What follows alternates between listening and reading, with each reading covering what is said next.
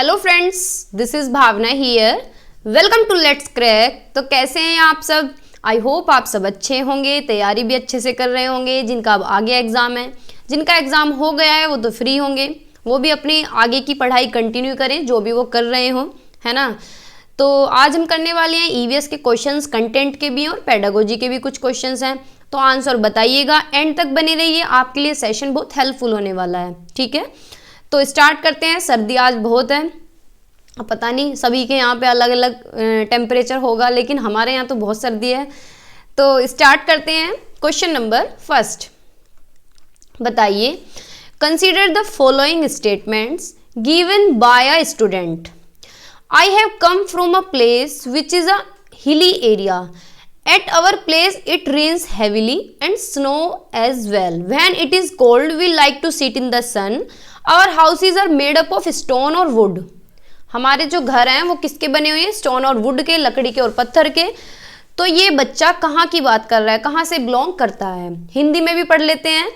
मैं एक ऐसी जगह से आया हूँ जो एक पहाड़ी क्षेत्र है। ठीक है, हमारे यहाँ भारी बारिश होती है और बर्फ भी पड़ती है। जब ठंड होती है तो हम धूप में बैठना पसंद करते हैं। हमारे घर मिट्टी के बने होते हैं, पत्थर या लकड़ी के। यह छात्र होना चाहिए, कहाँ का होना चाहिए? क्या है? असम का होना चाहिए? क्या है? तिनसुकिया चेन्नई तमिलनाडु का होना चाहिए? मनाली हिमाचल प्रदेश का होना चाहिए? या फिर उदयपुर राजस्थान का होना चाहिए? तो ये बच्चा कहाँ की बात कर रहा है? कहाँ इस तरह के जो स्टेटमेंट में दिया गया है ये कहाँ के होते हैं, कहाँ पे होती है इस तरह का वातावरण, इस तरह का जो टेम्परेचर है, वेदर है, कहाँ पे होता है? बताइए। देखो भाई, इस तरह का जो टेम्परेचर, जो वेदर है, कहाँ होता है? मनाली में होता है। मनाली में होता है, हिमाचल प्रदेश में। ठीक है, बहुत ज़्यादा ठंड होती है यहाँ पे, पहाड़ी क्षेत्र है, भारी बारिश होती है। घर कैसे बने होते हैं? पत्थर और लकड़ी के। ठीक है, तो सी ऑप्शन हमारा करेक्ट है, मनाली हिमाचल प्रदेश। नेक्स्ट क्वेश्चन बताइए, क्वेश्चन नंबर 2 बताइएगा। Your friends remain ill because of weak teeth and bones. Which of the following option is the best for her to recover? यानी कमजोर दांतों और हड्डियों के कारण आपका मित्र बीमार रहता है। ठीक है, उसके ठीक होने के लिए निम्नलिखित में से कौन सा विकल्प सबसे अच्छा है? यानी हड्डी किस वजह से कमजोर होती है, कौन सी कैल्शियम से होती है, कौन सी विटामिन से होती है, तो ये बताने है कौन सा सबसे अच्छा स्रोत है। ठीक है भाई, अगर विटामिन डी की कमी होती है तो हमारी हड्डियां कमजोर हो जाती हैं, क्रैम्प्स आ जाता है, उनमें खिंचाव हो जाता है ना, मांसपेशियां कमजोर हो जाती हैं। तो ये कौन से अच्छे स्रोत हैं इनमें से? ए ऑप्शन है राइस, लेमन, आंवला और जैगरी। बी ऑप्शन है घी, दाल, रोटी और राइस। सी ऑप्शन है milk, vegetables, spinach and fruits. D oils, eggs, rice and roti. तो बताइए कौन सा ऑप्शन ठीक होगा? भाई हड्डियों में दिक्कत है तो कैल्शियम की कमी होगी, फॉस्फोरस की कमी होगी, विटामिन डी की कमी होगी। ठीक है, तो सबसे पहले हमारा जो दूध है उसमें विटामिन डी अच्छा खासा पाया जाता है। ठीक है, तो मिल्क देख लेते हैं कौन कौन से ऑप्शन में दिया गया है। भाई इसमें भी मिल्क नहीं दिया गया है, राइस दिया गया है, राइस में कुछ ऐसा नहीं पाया जाता। घी, दाल, रोटी दिया गया है। ठीक है, और इसमें सारे अच्छे दिए गए हैं। मिल्क दिया गया है, वेजिटेबल्स हैं जिनमें भी विटामिन डी भी पाता है, कैल्शियम भी, स्पाइनेच, पालक बहुत अच्छा होता है, आयरन का भी स्रोत है। फ्रूट्स तो बहुत अच्छे होते हैं, है ना, जिनमें विटामिन डी की कमी होती है, कैल्शियम की कमी होती है, फॉस्फोरस की कमी होती है। तो सी ऑप्शन हमारा बेस्ट है कि दूध, सब्जियां, पालक और फल। ठीक है, तो सी ऑप्शन हमारा करेक्ट है। आगे चलते हैं, क्वेश्चन नंबर 3 बताइए। मधुमक्खी से क्वेश्चन आया था 28 वाली शिफ्ट में। ठीक है, मधुमक्खी के छत्ते के बारे में निम्नलिखित कथनों पर विचार करें। ए ऑप्शन है प्रत्येक मधुमक्खी के छत्ते में अनेक रानी मधुमक्खियां होती हैं जो अंडे देती हैं।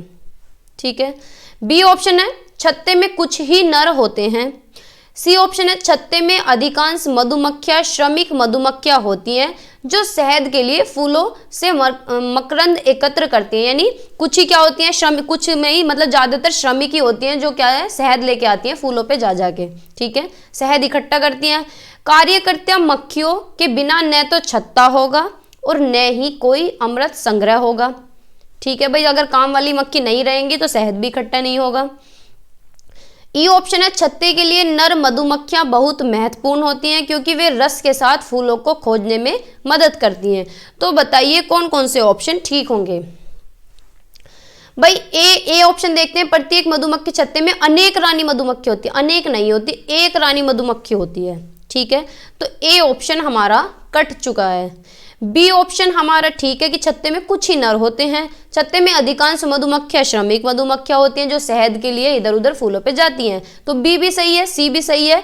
और कार्यकर्ता मधुमक्खियां अगर काम ना करें तो एक रस का एकत्र नहीं होगा, तो डी भी हमारा ठीक है। ई ऑप्शन हमारा गलत है कि छत्ते में नर मधुमक्खियां बहुत महत्वपूर्ण है, नर मधुमक्खियां नहीं, श्रमिक मधुमक्खियां बहुत महत्वपूर्ण है और एक रानी मधुमक्खी होती है, ठीक है। तो बी, सी और डी ऑप्शन हमारा करेक्ट है। तो कौन से ऑप्शन में दिया गया है? ए ऑप्शन में ए सी ई दिए हैं, बी में ए बी सी दिए हैं, सी ऑप्शन में बी सी डी ई दिए हैं, B C D D option में दिए गए हैं। तो डी ऑप्शन हमारा करेक्ट है, ठीक है। तो डी ऑप्शन हमारा सही होता है।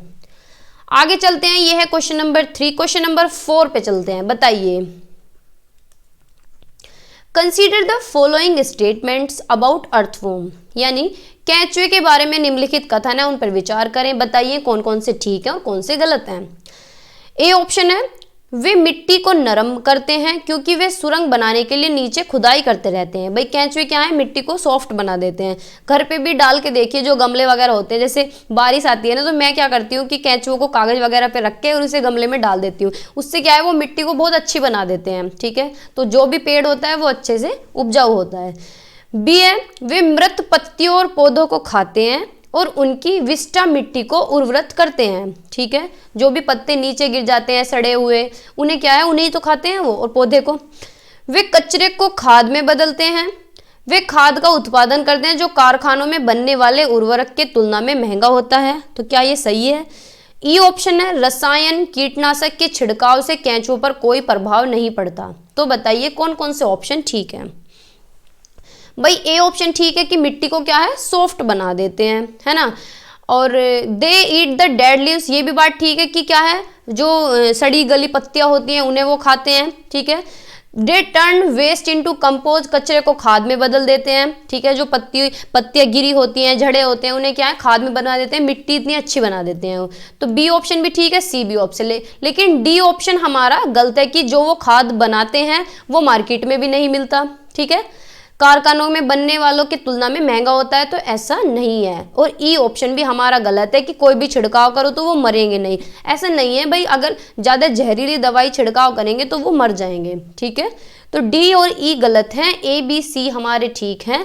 ए बी सी हमारे सी ऑप्शन के अंदर दिए गए हैं, तो सी ऑप्शन हमारा करेक्ट है, ठीक है। आगे चलें, क्वेश्चन नंबर 5 बताइए। Mount Everest is a part of, mount Everest किसका हिस्सा है? तिब्बत का है, नेपाल का है, इंडिया का है, चाइना का है। बताइए, तिब्बत, नेपाल, भारत या चीन? तो किसका हिस्सा है माउंट एवरेस्ट? ये है नेपाल का हिस्सा, ठीक है, ये है नेपाल का हिस्सा। तो बी ऑप्शन हमारा करेक्ट है, ठीक है। आगे चलेंगे, क्वेश्चन नंबर 6 बताइए। In Mizoram when harvesting work is over, the villagers collect and celebrate, they get together to cook and eat, sing and also dance. The name of their special dance is, यानी मिजोरम में क्या होता है, जब कटाई का काम खत्म हो जाता है तो ग्रामीण क्या होते हैं, इकट्ठे होते हैं और जश्न मनाते हैं। वे एक साथ मिलकर खाना बनाते हैं और खाते हैं, गाते हैं और नाचते भी हैं। तो ये डांस, ये खास डांस का नाम है, कहाँ का है ये डांस? बताइए क्या नाम है इसका। ये है मिजोरम का डांस, लेकिन इसका नाम क्या है? ए ऑप्शन है चिरऊ डांस, बी तोरंग, सी कुडुक, डी झूम। तो बताइए कौन सा ऑप्शन ठीक होगा। भाई मिजोरम का डांस इस बार भी पूछा गया, 28 तारीख की फर्स्ट शिफ्ट में पूछा गया है, ठीक है। तो ये क्या है, चिरऊ नृत्य है, चिरऊ डांस, ठीक है। इसे क्या बोलते हैं, बैम्बो डांस भी बोलते हैं, ठीक है, इसे बैम्बो डांस भी बोलते हैं। तो ए ऑप्शन हमारा ठीक है। आगे चलते हैं, क्वेश्चन नंबर 7 बताइए।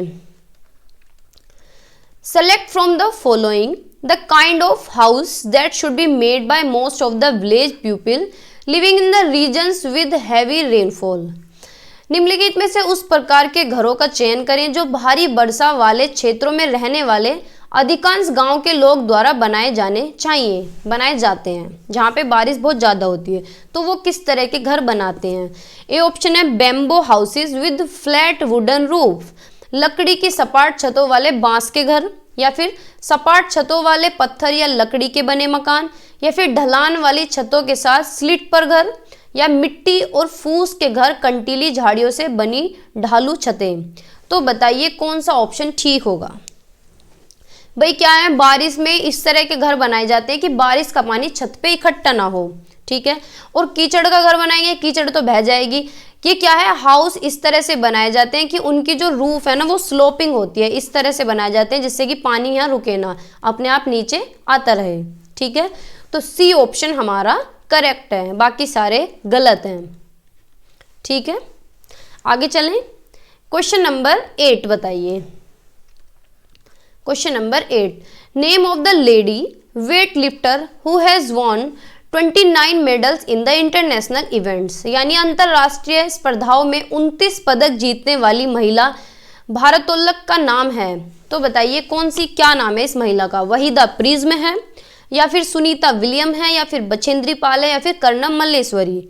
तो किसने 29 पदक जीते हैं? किसमें? वेट लिफ्टर में, जो ये वजन उठाते हैं, ठीक है। तो कौन है ये? कर्णम मल्लेश्वरी। कौन है? कर्णम मल्लेश्वरी। तो डी ऑप्शन हमारा करेक्ट है, ठीक है। नेक्स्ट क्वेश्चन बताइए, question number 9, the pitcher plant that traps and Yeats frogs and insect is found in, यानी पिचर प्लांट जो किसे खाता है? मेंढकों को और कीड़ों को फंसाता है अपनी पिटफॉल ट्रैप में और खाता है। ये पाया जाता है कहाँ पाया जाता है? मेघालय में, या फिर मणिपुर में, या फिर मिजोरम में, या फिर महाराष्ट्र में। तो ये बताइए कहाँ पाया जाता है? पिचर प्लांट कहाँ पाया जाता है? ये पाया जाता है मेघालय में। कहाँ पे? मेघालय में पाया जाता है। तो ए ऑप्शन हमारा करेक्ट है, ठीक है। क्वेश्चन नंबर 10 बताइए, अ group of 3 disease spread by mosquito, यानी मच्छर से फैलने वाली 3 बीमारियां बताना है। कौन सा ग्रुप इनमें से सही है? मच्छरों से फैलने वाली 3 बीमारियों का समूह है डेंगू, मलेरिया, कोविड-19, chikungunya, dengue, HIV AIDS, malaria, dengue, chikungunya, या फिर कोविड-19, चिकनगुनिया और डेंगू। तो बताइए कौन सा ऑप्शन ठीक होगा? भाई क्या है, कोविड-19 मच्छर से तो फैलता नहीं है, तो कोविड-19 जिस भी ऑप्शन में है उसे तो हम काट ही देंगे, ठीक है। और मच्छर से ना ही HIV एड्स फैलता है तो इसे भी काट देंगे। सी ऑप्शन हमारा बचता है कि मलेरिया, डेंगू और चिकनगुनिया। तो सी ऑप्शन हमारा करेक्ट है, ठीक है। आगे चलें, क्वेश्चन नंबर 11 बताइए। ये क्वेश्चन तो आप ऐसे ही कर रहे होगे झट-झट से, है ना। इस तरह के क्वेश्चन आते हैं, बस बताऊं क्या होता है, हम एग्जाम में बैठ के हाइपर हो जाते हैं, तो जो क्वेश्चन हमसे आते हैं ना वो भी हमारे दिमाग से निकले होते हैं। बहुत बार ऐसा होता है कि आते आते भी क्वेश्चन गलत हो जाते हैं, है ना। तो बस थोड़ा सा पेशेंस की बात है, नहीं तो पेपर यही आता है, इसी तरह का आता है और इसी तरह का आ रहा है और हमेशा से ऐसे ही पेपर आते हैं। देखो कुछ क्वेश्चन तो टफ होते हैं और जो टफ होते हैं वो सभी के लिए टफ होते हैं, क्योंकि कॉमन टॉपिक तो सब पढ़ के जाते हैं, है ना। और अगर टॉपिक से बाहर या फिर अनरिलेटेड कुछ भी क्वेश्चन पूछ रहा है तो वो सभी के लिए नया होता है ना। तो बस क्या है, पेशेंस के साथ हमें काम करना है, बाकी आपका अच्छा पेपर जाएगा और अच्छे ही नंबर आएंगे। तो घबराइए मत, अगर आप पहले से ही आपको घबराहट होगी तो वहाँ जाके फिर समस्या हो जाएगी, है ना। तो घबराना नहीं है, बिल्कुल चिल होके जाना है। क्वेश्चन नंबर 11 बताइए, select from the following a group of 3 eatable which are rich in iron. Iron का स्रोत बताना है कौन सा अच्छा है। आंवला, एप्पल, पंपकिन, यानी आंवला, सेब, कद्दू, सेब, गुड़, ककड़ी। सी ऑप्शन है आंवला, पालक, कद्दू। डी ऑप्शन है आंवला, पालक, गुड़। तो बताइए कौन सा एक अच्छा ऑप्शन होगा। रिच सोर्स ऑफ आयरन बताना है। आयरन सबसे ज्यादा किस में पाया जाता है? देखो आंवले में पाया जाता है, कद्दू में नहीं पाया जाता, सेब गुड़ में पाया जाता है, ठीक है। और किस में? आंवला, पालक, इसमें भी कद्दू आ गया, पालक में पाया जाता है। तो आंवला, गुड़ और पालक, डी ऑप्शन में तीनों दिए गए हैं, तो डी ऑप्शन का जो ग्रुप है ये अच्छा है, ये है रिच सोर्स ऑफ आयरन। ये क्वेश्चन इतना रिपीट होता है, देखो ऑनलाइन वाले में भी आया है, 2019 में भी आया था, हमेशा ये क्वेश्चन देते ही है ये, ठीक है। तो डी ऑप्शन हमारा करेक्ट है, और ऐसे नहीं तो किसी और तरह से दे देंगे, पर देंगे जरूर, फेवरेट है इनका ये क्वेश्चन। क्वेश्चन नंबर 12 बताइए, focus of assessment focus of assessment on improve of learning is, यानी सीखने के सुधार के आकलन का फोकस है, सबसे ज़्यादा कौन सा आकलन सबसे अच्छा है? Assessment for learning, assessment of learning, assessment as learning या असेसमेंट इन्वॉल्विंग फॉर्मल सिचुएशंस। तो बताइए कौन सा ऑप्शन ठीक होगा? भाई फॉर्मल सिचुएशन तो कहने का मतलब है स्कूल वाली सिचुएशन, बिल्कुल इंस्टीट्यूशन वाली, तो ये तो होगा नहीं। असेसमेंट एज लर्निंग होता है सेल्फ असेसमेंट, तो सेल्फ असेसमेंट में हम खुद से इम्प्रूव होते हैं, टीचर का तो कोई रोल नहीं होता, ठीक है, तो अपना ही आकलन तो करते हैं हम। असेसमेंट ऑफ लर्निंग ये तो सबसे बेकार है, ये है सम्मेटिव असेसमेंट, योगात्मक आकलन जिसे बोलते हैं, तो ये तो एंड ऑफ द ईयर होता है। कब होता है? एंड ऑफ द ईयर, यानी साल के अंत में, जैसे कि हमारे फाइनल एग्जाम, ठीक है। तो सबसे बढ़िया जो है इम्प्रूव करने के लिए वो है असेसमेंट फॉर लर्निंग, क्योंकि ये क्या होता है, ये ड्यूरिंग द क्लास होता है, क्या बोलते हैं इसे? Formative assessment, during the class होता है, यानी क्लास के दौरान होता है, इसे बोलते हैं फॉर्मेटिव असेसमेंट, रचनात्मक आकलन। इसमें क्या होता है, जैसे ही साथ के साथ पढ़ाया, साथ के साथ ही बच्चे का आकलन कर लिया, साथ के साथ उसे ऑब्जर्व करते रहना, देखते रहना बच्चा कितना सीख रहा है, कितना उसे आ रहा है, दोबारा पढ़ाना है नहीं पढ़ाना है, तो ये सारा क्या है, ये फॉर्मेटिव असेसमेंट के अंदर आता है। जैसे कि डेली आकलन होना, डेली असेसमेंट, डेली बेसिस पे, वीकली बेसिस पे, मंथली बेसिस पे, और जो ऑप्शन में दिए जाते हैं हम पास के ऑप्शन पे हमें जाना होता है। अगर वीकली दे रखा है और वीकली से दूसरा ऑप्शन दे रखा है कि रोज आकलन, तो हम उसी ऑप्शन पे जाएंगे, क्योंकि सबसे ज़्यादा नज़दीक का सबसे अच्छा होता है ना। तो ये क्या है? Formative assessment. तो ए ऑप्शन हमारा ठीक है, सीखने के लिए मूल्यांकन, ठीक है। आगे चलें, क्वेश्चन नंबर 13 बताइए। EVS text book contain real incident for the learning of EVS, यानी ईवीएस की बुक में क्या है, सीखने के लिए वास्तविक घटनाएं होती हैं। क्यों होती हैं? They are rich source of learning, वे सीखने के समृद्ध स्रोत हैं। वे बच्चों के लिए प्रासंगिक वातावरण प्रदान करते हैं। सी ऑप्शन है, वे पूर्व परिचित घटनाओं को फिर से देखने का अवसर प्रदान करते हैं। डी ऑप्शन है, शिक्षक ईवीएस के विषय के आसपास शिक्षण अधिगम प्रक्रिया को आसानी से संचालित कर सकते हैं। तो बताइए कौन कौन से ऑप्शन ठीक होंगे? डी ठीक होगा खाली, या फिर खाली बी ठीक होगा, या फिर खाली सी ठीक होगा, या फिर ए बी सी ठीक होगा? तो बताइए कौन कौन से ऑप्शन ठीक हैं? भाई ईवीएस में क्या है, रियल इंसिडेंट दिए गए हैं, तो क्या है, रिच सोर्स ऑफ लर्निंग है, ये सीखने के समृद्ध स्रोत हैं। प्रोवाइड कंटेक्चुअल एनवायरनमेंट, यानी संदर्भ से जुड़ी हुई चीजें भी बताते हैं, और क्या है, बच्चों को दोबारा से रिविजिट करने का मौका मिलता है। लेकिन ये एक्टिविटीज जो भी करवा रहे हैं, थीम करवा रहे हैं, कुछ भी करा रहे हैं, तो ये इतना ईजिली नहीं होता कराना, ठीक है। तो डी ऑप्शन को छोड़ के ए भी ठीक है, बी भी ठीक है और सी भी ठीक है, तो डी ऑप्शन हमारा करेक्ट है। डी ऑप्शन में दिए गए हैं ए बी सी, ठीक है। Question number 14, question number 14, which can be very good resource for EVS learning, EVS सीखने के लिए कौन सा संसाधन बहुत अच्छा हो सकता है? बताइए। ए ऑप्शन है, ऑर्गेनाइजेशन ऑफ फील्ड ट्रिप, की फील्ड ट्रिप ऑर्गेनाइज कराएं ईवीएस में, या फिर स्कूल लाइब्रेरी, या फिर ट्विटर, या फिर फेसबुक। भाई इनसे तो बहुत अच्छी पढ़ाई होगी, ट्विटर फेसबुक, है ना। तो ऐसा नहीं है, फेसबुक भी नहीं होगा, ट्विटर भी नहीं होगा, इंस्टाग्राम और देना चाहिए था, स्कूल लाइब्रेरी भी नहीं होगी। सबसे अच्छा है ईवीएस में कि क्या है, फील्ड विजिट कराएं बच्चों को, क्या है, फील्ड विजिट पे लेके जाएं। साइंस म्यूजियम नहीं, मतलब गार्डन में लेके जा सकते हैं, कि कोई भी एक्टिविटी कराने के लिए बाहर लेके जा सकते हैं, पार्क में, जू लेके जा सकते हैं, ठीक है। तो ये ऑप्शन हमारे बेस्ट होते हैं, ए ऑप्शन हमारा ठीक है। नेक्स्ट क्वेश्चन है क्वेश्चन नंबर 15, बताइए।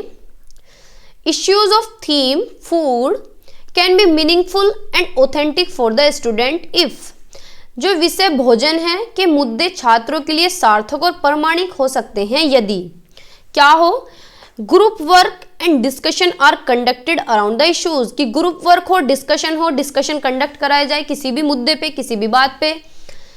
क्विजेज आर कंडक्टेड, या फिर क्विज कराए जाए, या फिर demonstration are given by teacher, teacher के द्वारा प्रदर्शन करके दिखाया जाए। डी ऑप्शन है, text book as resource are involve, कि टेक्स्ट बुक को क्या है, संसाधन की तरह इन्वॉल्व करें। तो कौन सा ऑप्शन सबसे अच्छा होगा, ये देखना है हमें। भाई सबसे बढ़िया ऑप्शन यही तो है कि ग्रुप वर्क कराएं, डिस्कशन कंडक्ट कराएं किसी भी मुद्दे पे, ठीक है। जितने ज़्यादा बातचीत होंगी, ग्रुप वर्क होएगा, इतने ही ज़्यादा बच्चे को इंटरेस्ट आएगा पढ़ने में। ठीक है, तो ए ऑप्शन हमारा ठीक है। क्वेश्चन नंबर 16 बताइए, in relation to EVS contextualisation means, EVS के संबंध में प्रासंगिक साधन है। ईवीएस को सरल से जटिल की ओर सीखना, ज्ञात से अज्ञात तक ईवीएस सीखना, उदाहरण के माध्यम से ईवीएस सीखना, या फिर ईवीएस सामग्री को वास्तविक जीवन स्थितियों और शिक्षार्थियों के तत्काल पर्यावरण से जोड़कर सीखना। तो बताइए कौन सा ऑप्शन ठीक होगा, सिंपल टू कॉम्प्लेक्स, या फिर नॉन टू अननोन, या फिर थ्रो एग्जाम्पल्स, या फिर EVS content by relating it to real life situations and immediate environment of the learners. तो बताइए कौन सा ऑप्शन ठीक होगा।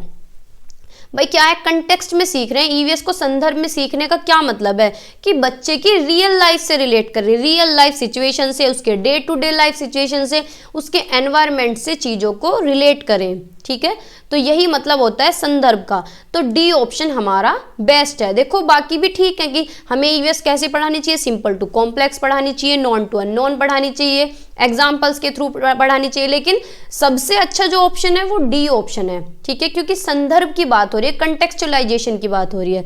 तो संदर्भ का मतलब होता है कि बच्चे को रियल लाइफ से जोड़ के एग्जाम्पल्स देना, उसकी डे टू डे लाइफ का, उसके एनवायरनमेंट से रिलेट करके। ठीक है, तो डी ऑप्शन हमारा सबसे अच्छा है। तो इसलिए हमें बेस्ट ऑप्शन देखना होता है। कभी कभी ऐसा होता है कि सारे ही पॉजिटिव आंसर दे देगा आपको, उसमें से आपको एक सेलेक्ट करना होगा, तो जो ज़्यादा एक्टिव ऑप्शन दिख रहा हो उसकी तरफ हमें जाना है। ठीक है, सब theme in the syllabus of EVS eight primary level is, यानी प्राथमिक स्तर पर ईवीएस के पाठ्यक्रम में उप विषय है। कौन सा है, सब थीम बतानी है। Family and friends, shelter, plants and travel. बताइए, परिवार और दोस्त, आश्रय, पौधे और यात्रा। थीम नहीं बतानी है, सब थीम बतानी है। तो कौन सी इनमें से सब थीम, क्या है, प्लांट्स यानी पौधे, बाकी सारी क्या है, ये थीम है।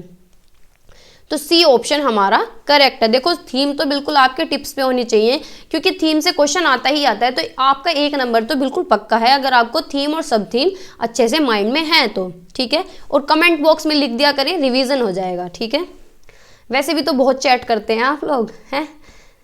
क्वेश्चन नंबर 18,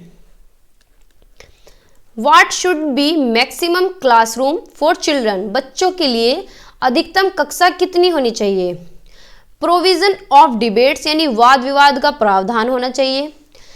एक्सपीरियंशियल लर्निंग होनी चाहिए, यानी अनुभवात्मक अधिगम होना चाहिए, शिक्षा होनी चाहिए। स्टोरीज होनी चाहिए क्लासरूम में।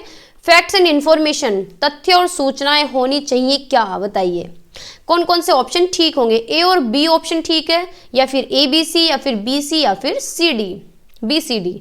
तो बताइए कौन सा ऑप्शन ठीक होगा। भाई क्या है, वाद विवाद यानी डिस्कशन, डिबेट भी होना चाहिए, अनुभवात्मक शिक्षण भी होना चाहिए, स्टोरीज भी होनी चाहिए। लेकिन इन्फॉर्मेशन ये गलत है ना।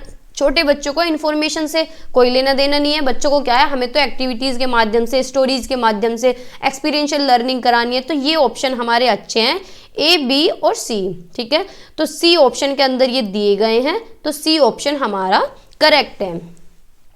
ठीक है, आगे चलते हैं। क्वेश्चन नंबर 19 बताइए, challenge for EVS learning at primary level is. प्राथमिक स्तर पर ईवीएस सीखने की चुनौती है। Rote learning, memory based level of learning, या फिर डिस्क्रिप्शन ऑफ कंसेप्ट, की कंसेप्ट को क्या है डिस्क्राइब करना, उसकी अवधारणाओं का विवरण करना। To give opportunities to children to construct knowledge for themselves, कि बच्चों को क्या है अपने ज्ञान की रचना करने का अवसर देना। बच्चे खुद से करें, ओन इनिशिएटिव लें। ठीक है, खुद से क्या है अपने ज्ञान की रचना करें। तो डी ऑप्शन हमारा सबसे अच्छा है। ठीक है, तो डी ऑप्शन हमारा करेक्ट है। क्वेश्चन नंबर 20 बताइए, which of the following statements is true in relation to environmental studies at primary level. प्राथमिक स्तर पर पर्यावरण अध्ययन के संबंध में निम्नलिखित में से कौन सा कथन सत्य है। बताइए, ए ऑप्शन है environmental studies integrate the concept and issues of science, social science and environmental science, की इन तीनों को मिला के ईवीएस बनाई जाती है, इन तीनों का इंटीग्रेशन होता है। या फिर uses only single teaching learning, कि सिर्फ सिंगल टीचिंग लर्निंग हो, सिंगल टीचिंग लर्निंग मेथड हो for developing creativity, EVS text book are the only source for its learning, की खाली जो ईवीएस की बुक है वही एक सोर्स है पढ़ने का, या इट इज टीचिंग बेस्ड। तो बताइए प्राथमिक स्तर पर ईवीएस का किससे रिलेशन है? भाई ईवीएस क्या है? एक एकीकृत विषय है, इंटीग्रेटेड सब्जेक्ट है, जिसके अंदर क्या आता है? हमारा साइंस आता है, सोशल साइंस आता है और एनवायरमेंटल एजुकेशन आता है। ठीक है, क्योंकि हम साइंस के बारे में पढ़ते हैं भाई, प्लांट्स के बारे में, एनिमल्स के बारे में पढ़ते हैं, और क्या है हम फोर्ट्स वगैरह किले जो होते हैं जैसे कि गोलकोंडा फोर्ट के बारे में हमने पढ़ा था, वो हम सोशल साइंस के अंदर पढ़ते हैं।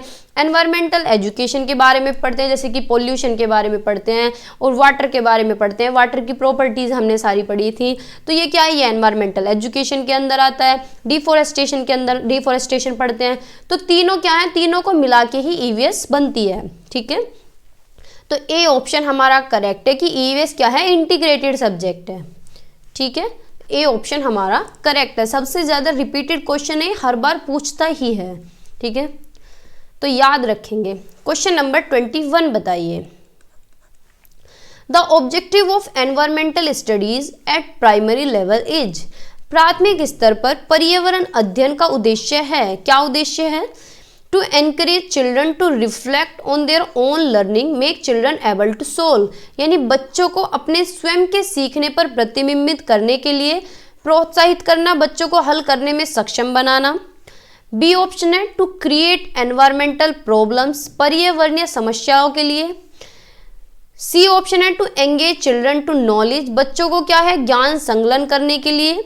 डी ऑप्शन है to treat children as receiver of a fixed body of knowledge, कि बच्चों को ज्ञान के लिए एक निश्चित निकाय के प्राप्तकर्ता के रूप में मानना। तो बताइए कौन सा एक ऑप्शन ठीक होगा? बताइए भाई। ए ऑप्शन भी हमारा ठीक है कि बच्चों को क्या है? एनकरेज करना चाहिए कि अपनी लर्निंग को वो दर्शा सकें। ठीक है, चीजें क्या है? खुद से सोल्व करें, और क्या है? ऐसा एनवायरमेंटल जो प्रॉब्लम है इस तरह की क्रिएशन करें, इस तरह का क्रिएट करें कुछ भी, और बच्चों को एंगेज करें कि वो अपने ज्ञान का भी निर्माण करें। लेकिन ये गलत है कि बच्चों को इस तरह से ट्रीट करें कि उनकी नॉलेज क्या है? फिक्स्ड बॉडी की तरह काम करे, है ना। तो डी ऑप्शन हमारा गलत है। ए ऑप्शन, बी ऑप्शन और सी ऑप्शन हमारे ठीक हैं। कौन से ऑप्शन में दिए गए हैं? ए ऑप्शन के अंदर दिए गए हैं, तो एक ऑप्शन पे कंप्यूटर जी लॉक लगा दिया जाए। ठीक है, आगे चलें। ए ऑप्शन हमारा करेक्ट है। क्वेश्चन नंबर 22 बताइए। The child centred nature of environmental studies at primary level is due to, प्राथमिक स्तर पर पर्यावरण अध्ययन कि बाल केंद्रित प्रकृति का कारण है। बताइए। ए ऑप्शन है एक्टिविटी बेस्ड लर्निंग, यानी गतिविधि आधारित शिक्षण। रोट लर्निंग यानी रट्टा मारना। टेक्स्ट बुक बेस्ड लर्निंग यानी पाठ्य पुस्तक आधारित शिक्षण। डी ऑप्शन है involvement of school, home and the community for the learning, यानी सीखने के लिए स्कूल, घर और समुदाय की भागीदारी। तो कौन सा एक ऑप्शन ठीक होगा? बताइए। चाइल्ड सेंटर्ड नेचर बता रहा है एनवायरनमेंट का, तो भाई एक्टिविटी बेस्ड लर्निंग होनी चाहिए। ठीक है, और क्या है? सभी का इन्वॉल्वमेंट हो, घर का भी, परिवार का भी, स्कूल का भी, कम्युनिटी का भी। ठीक है, ना तो हमें रोट लर्निंग करानी है और ना ही टेक्स्ट बुक बेस्ड लर्निंग करानी है। तो ए ऑप्शन हमारा ठीक है और डी ऑप्शन हमारा ठीक है। तो ए और डी ऑप्शन हमारे डी ऑप्शन के अंदर दिए गए हैं, तो डी ऑप्शन हमारा करेक्ट है। ठीक है, आगे चले। क्वेश्चन नंबर 23 बताइए। Self assessment in EVS is, खुद का आकलन करना है भाई। कौन कौन से खुद के आकलन से जुड़े हुए हैं? Assessment as learning, learning about learning यानी सीखने के बारे में आकलन और सीखने के रूप में आकलन। Judgement about achievements and the outcome of learning, यानी उपलब्धियों और सीखने के परिणाम के बारे में निर्णय। असेसमेंट ऑफ लर्निंग यानी सीखने का आकलन। तो बताइए कौन सा ऑप्शन ठीक होगा? भाई असेसमेंट ऑफ लर्निंग तो सबसे बेकार है, ये है समेटिव असेसमेंट। ये है समेटिव असेसमेंट यानी योगात्मक आकलन। ठीक है, ये क्या होता है? एंड ऑफ द ईयर होता है, जैसे कि मैंने अभी भी बताया था, मैं बार बार बताती हूँ जिससे आपके माइंड में सेट हो जाए ये वर्ड्स। आप पेपर में बिल्कुल भी गलत ना कर पाएं, जो क्वेश्चन आते हैं वो गलत नहीं होने चाहिए बस, है ना।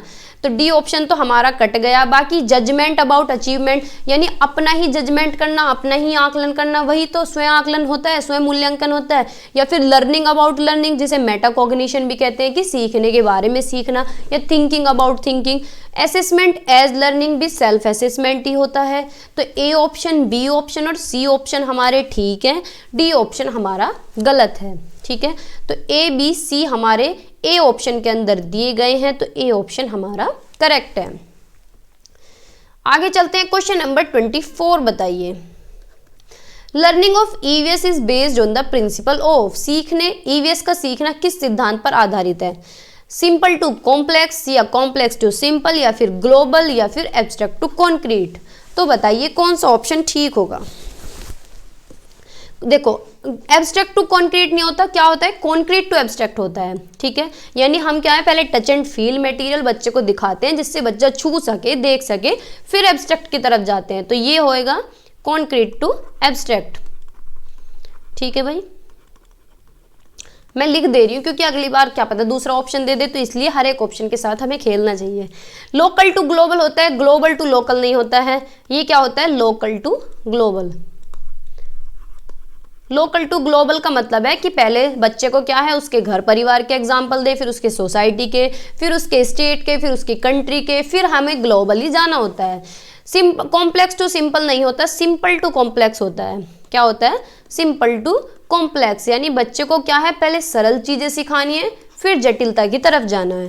तो ए ऑप्शन में दिया गया है सिंपल टू कॉम्प्लेक्स, तो ए ही ऑप्शन हमारा बेस्ट है। ठीक है, नॉन टू अननोन जाना होता है। तो ये सारे क्या है, मैक्सिम्स हैं, हमने जब मैथ की पेडागोजी की थी खूब डिटेल में किए हैं ये, है ना। तो ए ऑप्शन हमारा करेक्ट है। अब ये मत सोचना मैथ की पेडागोजी है, किए तो सभी में है, लेकिन क्या है, पेडागोजी कोई भी हो, ये चीज़ें सारी में सेम है, चाहे सीडीपी हो, चाहे हिंदी हो, इंग्लिश हो, मैथ हो। मैक्सिम्स हुए, प्रिंसिपल हुए, इंग्लिश में भी किए हैं, ठीक है, ईवीएस में भी किए हैं। आगे चलते हैं, क्वेश्चन नंबर 25 बताइए।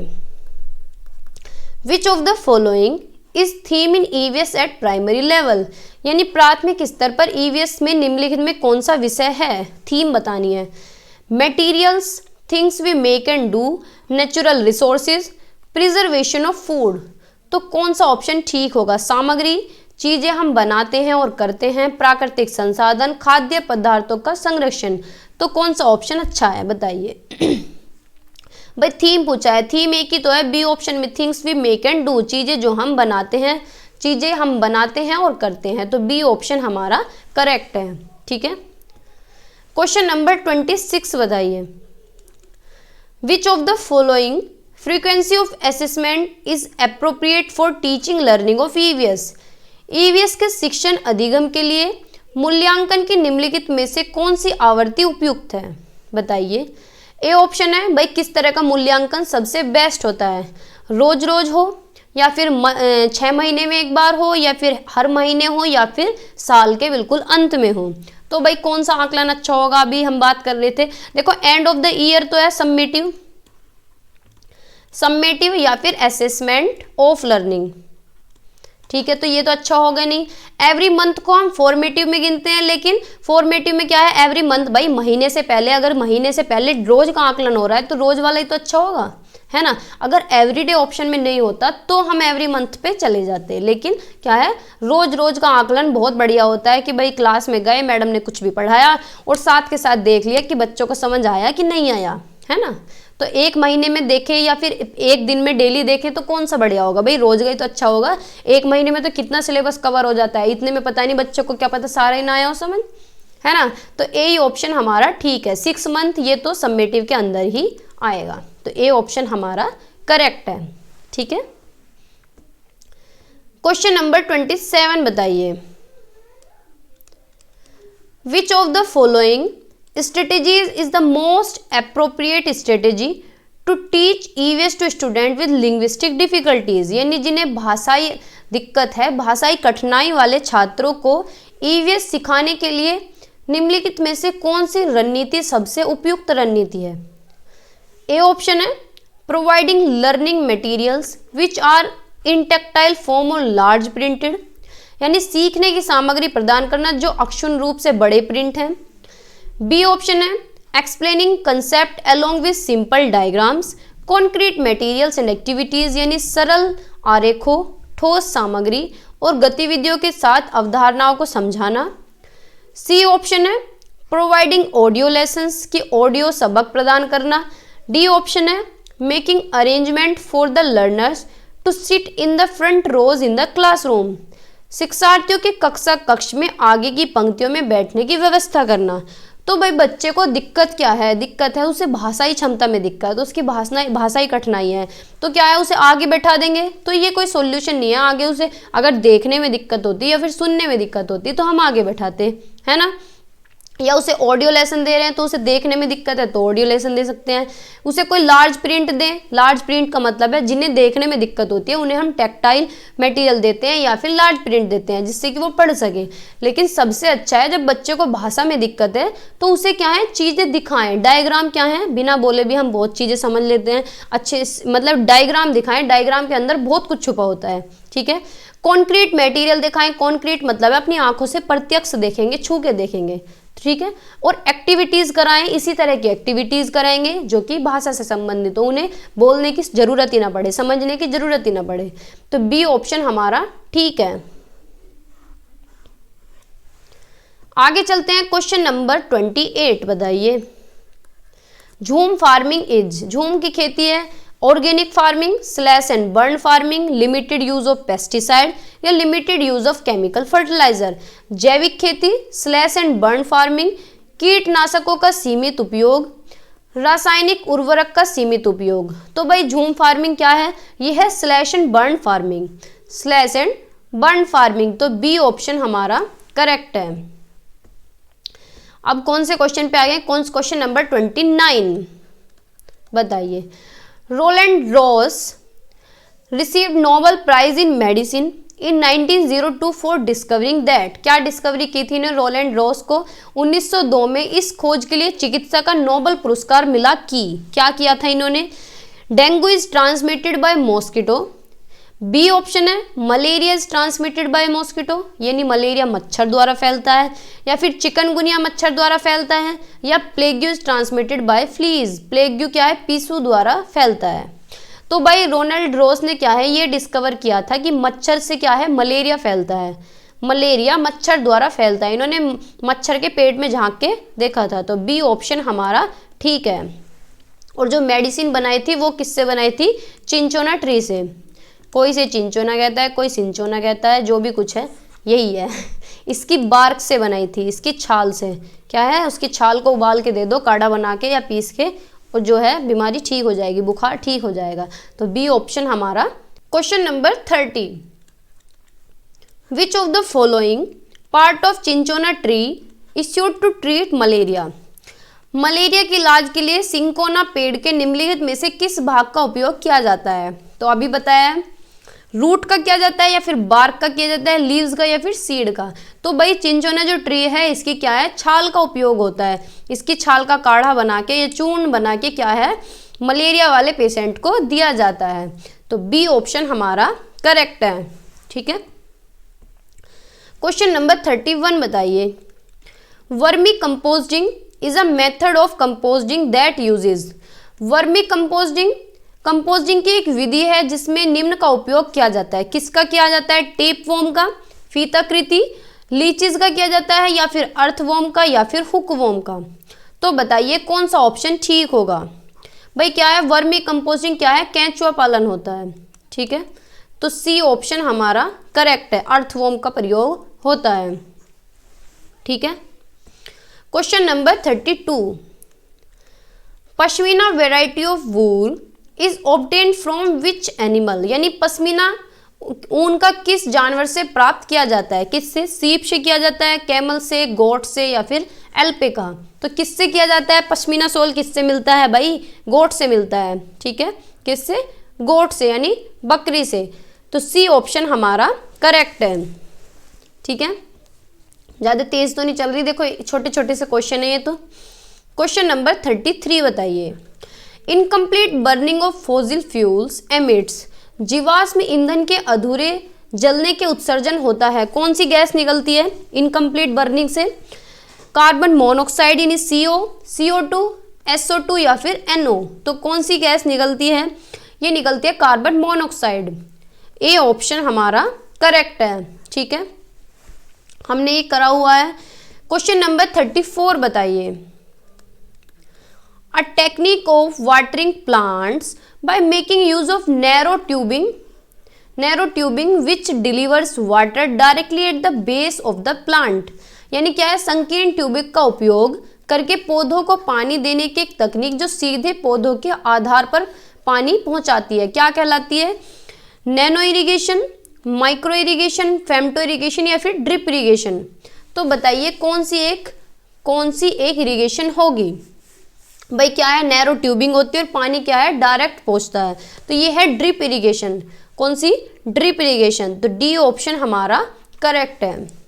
ठीक है, क्वेश्चन नंबर 35 बताइए। Collection of rain water for future use is called. यानी क्या है? बारिश का पानी जो हम इकट्ठा कर लेते हैं भविष्य में उपयोग के लिए वर्षा जल का संचयन क्या कहलाता है? क्या कहते हैं इसे? जो पानी इकट्ठा कर लेते हैं हम बारिश का, किस लिए? फ्यूचर यूज के लिए, कि फ्यूचर में काम आएगा। तो क्या बोलते हैं इसे? Rain water collection, rain water pumping या रेन डिगिंग या फिर रेन वाटर हार्वेस्टिंग। तो क्या होगा ये होगा rain water harvesting. D option हमारा करेक्ट होगा। क्या बोलते हैं हिंदी में? वर्षा जल संचयन। ठीक है, तो डी ऑप्शन हमारा करेक्ट है। आगे चलते हैं, क्वेश्चन नंबर 36 बताइए। Which of the following disease is spread by mosquitoes. निम्नलिखित में से कौन सा रोग मच्छरों द्वारा फैलता है? ए ऑप्शन है मलेरिया, बी है निमोनिया, सी है डेंगू, डी है चिकनगुनिया। तो कौन सा जो सेट है इनमें मच्छर द्वारा फैलता है? ए और सी होगा, बी सी डी, ए सी डी या फिर ए। तो भाई मलेरिया भी मच्छर से फैलता है, डेंगू भी मच्छर से फैलता है, चिकनगुनिया भी मच्छर से फैलता है, लेकिन निमोनिया मच्छर से नहीं होता। ए ऑप्शन भी ठीक है, सी भी ठीक है और डी भी ठीक है। तो ए सी डी सी ऑप्शन में दिए गए हैं, तो सी ऑप्शन हमारा करेक्ट है। ठीक है, क्वेश्चन नंबर 37 बताइए।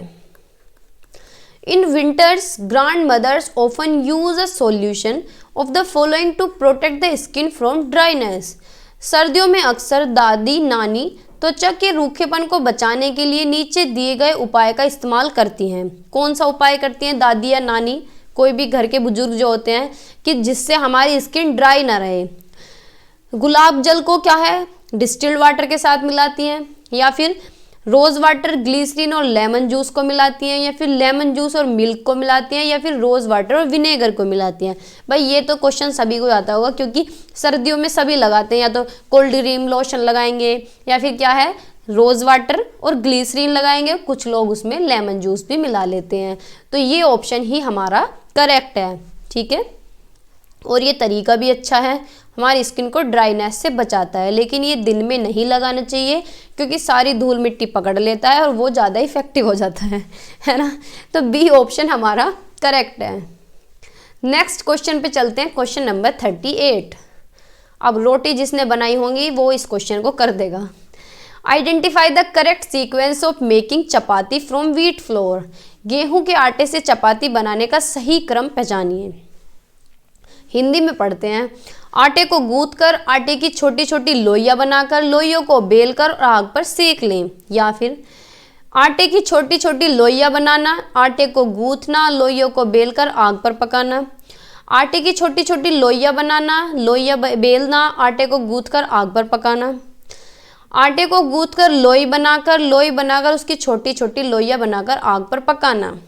तो कौन सा ऑप्शन ठीक होगा? भाई ऑप्शन में कंफ्यूज ना होके सिंपल देख लें। तो हम क्या करेंगे भाई, पहले आटे को गूंथेंगे, फिर क्या है उसकी छोटी छोटी लोइयां बनाएंगे, फिर लोइयों को बेलेंगे यानी रोटी बनाएंगे, और फिर उसकी सिकाई करेंगे मतलब सेकेंगे। तो बताइए कौन सा ऑप्शन ठीक होगा? ए ऑप्शन हमारा करेक्ट है। ठीक है, आगे चलें, क्वेश्चन नंबर 39 बताइए। तरुण भारत संघ is an organization that work for conservation of water. The person heading the organization is one of the following. Choose the correct option. यानी तरुण भारत संघ जल संरक्षण के लिए काम करने वाली संस्था है। संगठन का नेतृत्व करने वाला व्यक्ति निम्न में से कौन सा है? बताइए। किसने ये हेड किया था, किसने लीड किया था, कौन था इसका ऑर्गेनाइजेशन करने वाला? भाई मेधा पाटेकर था, या सुंदरलाल बहुगुणा, या फिर राजेंद्र सिंह, या पीसी जोशी? मेधा पाटेकर हिंदी में भी वही है, तो ये क्या है, राजेंद्र सिंह थे जिन्होंने ये डील किया था, पूरा हेड किया था, इसके ऑर्गेनाइजर। तो सी ऑप्शन हमारा करेक्ट है। ठीक है, इसके संगठन का नेतृत्व इन्होंने ही किया था, राजेंद्र सिंह जी ने। तो सी ऑप्शन हमारा ठीक है। क्वेश्चन नंबर 40 बताइए, what is the main reason for depletion of ground water levels? भूजल के स्तर में कमी का मुख्य कारण क्या है, यानी पानी की जो कमी हो रही है उसका मुख्य कारण क्या है? रेन्स आर लेस फ्रीक्वेंट, की बारिश कम होती है, या फिर ट्री कवर हैज रिड्यूस, यानी वृक्षों का आच्छादन कम हो गया है, या फिर tube wells and hand pumps are used for irrigation, कि सिंचाई के लिए क्या है, नलकूप और हैंड पंपों का उपयोग किया जाने लगा है, या फिर the course of the river is being changed and dams build, यानी नदियों के मार्ग में परिवर्तन किया जा रहा है, बांध बनाए जा रहे हैं। तो भाई पानी कम होने का सबसे बड़ा जो रीज़न है वो ये है कि क्या है, ट्यूब वेल्स हो गई हैं और हैंड पंप हो गए हैं, जो ये समरसेबल के पंप हैं, पानी चलाते हैं आराम से, ठीक है, नालियाँ भर भर के चलती हैं। तो क्या है, इसकी वजह से पानी में कमी देखने को मिल रही है। तो सी ऑप्शन हमारा करेक्ट है। जब हमने थ्योरी पढ़ी थी तो पानी के बारे में सारा डिटेल में पढ़ा था। ठीक है, पानी से भी एक क्वेश्चन आता ही है। Question number 41, in many places acid rain is affecting the aquatic biodiversity, the main chemicals causing acid rain are, कई स्थानों पर अम्लीय वर्षा जलीय जैव विविधता को प्रभावित कर रही है, अम्लीय वर्षा उत्पन्न करने वाले मुख्य रसायन हैं। तो बताइए कौन कौन से केमिकल होते हैं एसिड रेन में जब अम्लीय वर्षा होती है? हाइड्रोक्लोरिक एसिड और सल्फ्यूरिक एसिड, नाइट्रिक एसिड और सल्फ्यूरिक एसिड, या फिर acetic acid and sulphuric acid, या फिर हाइड्रोक्लोरिक एसिड और नाइट्रिक एसिड।